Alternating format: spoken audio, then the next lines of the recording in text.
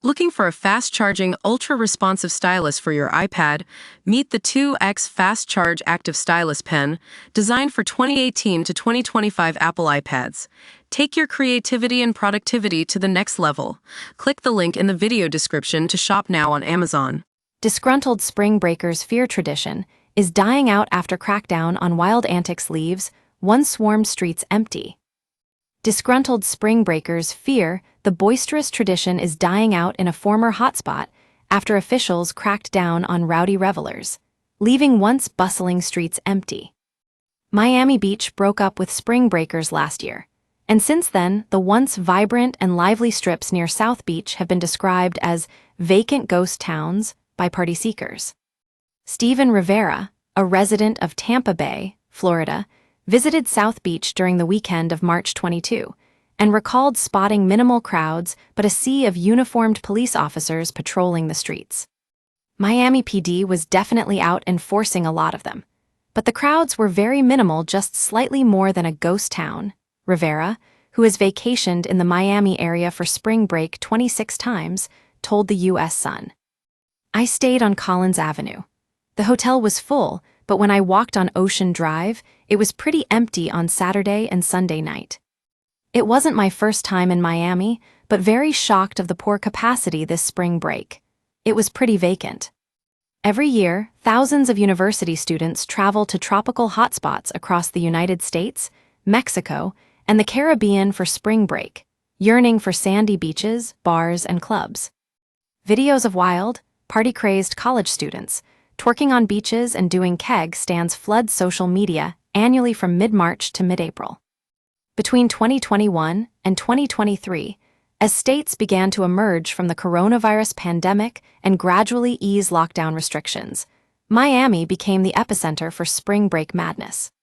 Footage showed the chaotic and, at times, violent crowds that took over stretches of Ocean Drive, known for its Art Deco hotels, restaurants, nightclubs, and its close proximity to South Beach. Photos circulated of young people close together in crowds, drinking oversized cocktails and bottles of liquor on Ocean Drive.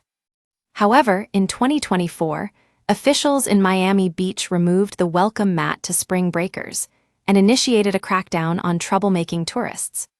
City leaders launched a marketing campaign that proclaimed, "Miami Beach is breaking up with spring breakers."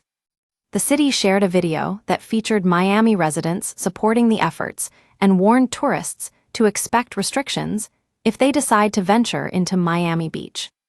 "We broke up a spring break. Some people ask, are you getting back together? No, we're done," Miami Beach Mayor Stephen Maynor told the Associated Press. This year, the city released another video titled Reality Check, which featured a group of young people on a fictitious reality show having their spring break ruined by the city's enhanced rules. "I hate it. After this spring break, I won't be back." The intensified security measures, which are enforced for practically the entire month of March, include curfews, bag searches at beaches, early beach closures, DUI checkpoints, road closures, and price hikes at parking garages. Stephen Roberts, a club promoter from Phoenix, traveled to Miami for spring break this year and encountered parking lots charging drivers upwards of $100. "Police presence was definitely there," Roberts told the U.S. Sun. "Every corner on every street on South Beach. Road closures with limited parking on the street with higher than normal parking deck rates. No real big crowds of people. South Beach wasn't crowded at all." Roberts told the U.S. Sun he travels to Florida often, especially to Miami during spring break, but admitted he won't be back next year. "I'm a frequent traveler to Florida and Miami. This was not my first time, but I hate it," Roberts complained of the city's increased security measures. "After this spring break, I won't be back." However, for Heather Keats, the small crowds and intense police enforcement were a soothing, a change from the disorderly throng of college students. "It definitely wasn't as crowded as past years. It was pretty dead during the day, but it was still a little busy at night, too busy for my liking," Keats, a resident of Detroit, told the U.S. Sun. Keats, 40, who spent 2 days in Miami during the weekend of March 14, added, "There were cops everywhere you looked and barriers all up and down Ocean Drive.